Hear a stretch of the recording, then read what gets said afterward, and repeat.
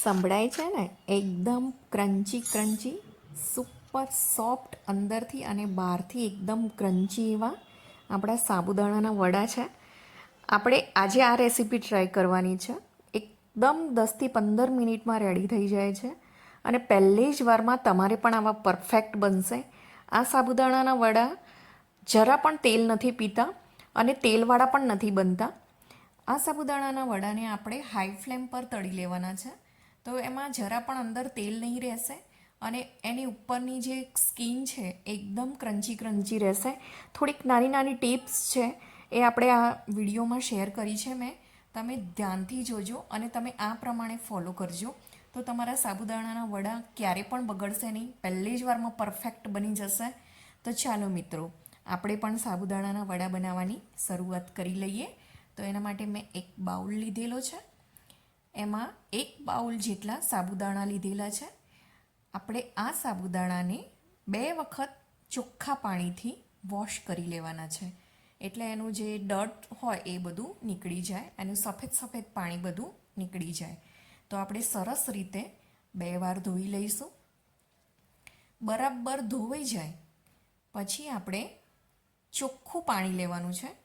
એ પણ એનું એક પરફેક્ટ માપ છે કે આપણે જેટલા સાબુદાણા લીધેલા હતા એટલા જ માપથી આપણે પાણી લેવાનું છે. તો અત્યારે આપણે 1 બાઉલ જેટલા સાબુદાણા લીધેલા, તો હમણાં પણ આપણે 1 બાઉલ જેટલું પાણી લઈ લઈશું માપીને ના લો, આશરે લો તો પણ ચાલે. પણ જો તમારે પરફેક્ટ ટેસ્ટ જોતો હોય, પરફેક્ટ ક્રન્ચીનેસ જોતી હોય, સોફ્ટનેસ જોતી હોય તો આ પ્રમાણે તમે ટ્રાય કરજો. હવે આપણે સાબુદાણાને પલાળીને 2 કલાક માટે મૂકી રાખવાના છે, ઢાંકણ ઢાંકીને. પછી આપણે એનો મસાલો બનાવવાનો છે. તો 2 કલાક માટે આપણે મૂકી રાખ્યા હતા સાબુદાણાને. જો આ રીતે એકદમ સોફ્ટ બની ગયા છે. હવે આપણું જે એક્સ્ટ્રા પાણી છે આપણે નિતારી લઈશું. પાણી નિતારી દીધા પછી સાબુદાણાને અડધોથી પોણો કલાક રહેવા દેવાના છે એના એ જ વાસણમાં. એટલે એની રીતે જ સાબુદાણા એકદમ ડ્રાય બની જશે. એમાં પાણીનો થોડો પણ ભાગ રહેવો જોઈએ નહીં. જો પાણીનો ભાગ રહી જશે સાબુદાણાના તો તમારા વડા બરાબર ફૂલશે નહીં અને અંદર તેલ ભરાઈ જશે. તેલ ભરાવાનું કારણ જ એ છે કે અંદર પાણી રહી જાય છે. તો આપણે આ સાબુદાણાને એકદમ ડ્રાય કરી દીધેલા છે. અહીંયા મેં 2 બટાકા બાફેલા લીધેલા છે અને 1 બાઉલ જેટલો અધકચરો સિંગદાણાનો ભૂક્કો લીધેલો છે. 1 ચમચી જેટલા તલ લીધેલા છે. હવે આપણે 1 ચમચી જેવી આદુ અને મરચાંની પેસ્ટ લીધેલી છે, બારીક રીતે કરેલી. 1 ટેબલ સ્પૂન જેટલું લીંબુનો રસ લીધેલો છે. અડધીથી પોણી ચમચી મેં મીઠું લીધેલું છે. મીઠું તમે તમારા ટેસ્ટ અનુસાર લઈ શકો છો. અડધી ચમચી હળદર પાવડર લીધેલો છે. અડધી ચમચી મરચું પાવડર લીધેલો છે. 1 મોટી ચમચી ખાંડ લીધેલી છે. ખાંડને તમે સ્કીપ કરી શકો છો અગર તમને ના ભાવતી હોય તો. અડધી ચમચી જેટલા કાળા મરીનો પાવડર લીધેલો છે. 1 ચમચી જેટલો વરિયાળીનો પાવડર લીધેલો છે. હવે આ બધું જ આપણે ધીરે ધીરે મિક્સ કરી લેવાનું છે. પ્રોપર રીતે બધું જેમ લોટ કરતા હોય ને મિક્સ, એવી રીતે આપણે આ બધું મિશ્રણને મિક્સ કરી લેવાનું છે અને એક બાઇન્ડિંગ ફોર્મમાં લાવી દેવાનું છે. લોટની જેમ આપણે એના લુવા કરવાના છે, એટલા માટે આને સરસ રીતે મિક્સ કરી લઈશું. હળવા હળવા હાથે મિક્સ કરવાનું છે. વધારે પડતું વજન નથી આપવાનું, નહીં તો સાબુદાણા વધારે મેશ થઈ જશે અને પાણી રિલીઝ કરી દેશે. તો આપણે હલકા હાથે આવી રીતે બસ આ ટાઈપનું મિક્સર જોઈશે. પહેલાં આપણે ગોળો વાળીને જોઈ લઈએ કે એમાંથી સાબુદાણાનું વડું બને છે કે નહીં. આ સ્ટેજ પર આપણે એક ગોળો વાળી લઈશું અને હવે ચેક કરી લઈએ કે વડા બને છે કે નહીં. તો આપણો આ લોટ એકદમ રેડી થઈ ગયો છે.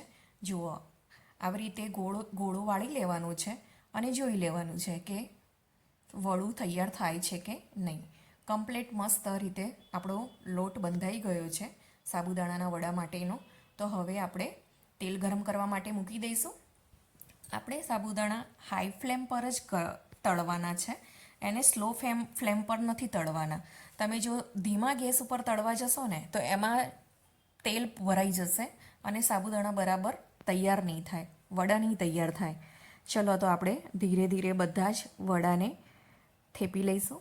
થેપવા માટે મેં હાથને થોડોક તેલવાળો કરી દીધેલો હતો, તો લોટ ચોટે નહીં હાથમાં, એટલા માટે તમારે પણ તેલવાળો હાથ કરીને બધા જ વડાને વારા પરથી આવી રીતે થેપી દેવાના છે. એકદમ ઇઝી રીતે થેપાઈ જાય છે, બહુ વાર પણ નથી લાગતી.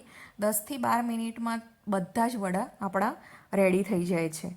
જો તમારો હાથ ચોંટતો હોય તો તમે તેલની જગ્યાએ પાણી પણ લઈ શકો છો. પાણી હાથમાં લગાવીને તમે વડા બનાવી શકો છો.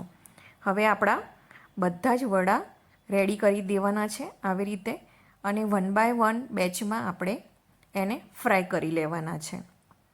એક બેચમાં લગભગ 6થી 7 જેટલા વડા આવી જશે, તો આપણે 7 જેટલા વડાને પહેલી બેચમાં ફ્રાય કરી લઈશું.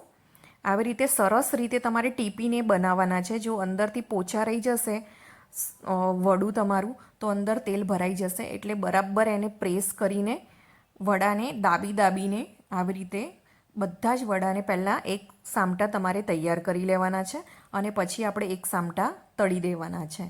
તો તેલ બરાબર આવી ગયું છે. હવે આપણે બધા વડા તળી લઈએ. પહેલી બેચમાં આપણે 6થી 7 વડા તળવા માટે મૂકી દઈશું હાઈ ફ્લેમ પર. એને વચ્ચે વચ્ચે હલાવવાના નથી. 2થી 3 મિનિટ માટે એને એમ જ મૂકી રાખવા દેવાના છે. નીચેથી થઈ જવા આવે પછી આપણે ટર્ન કરવાના છે.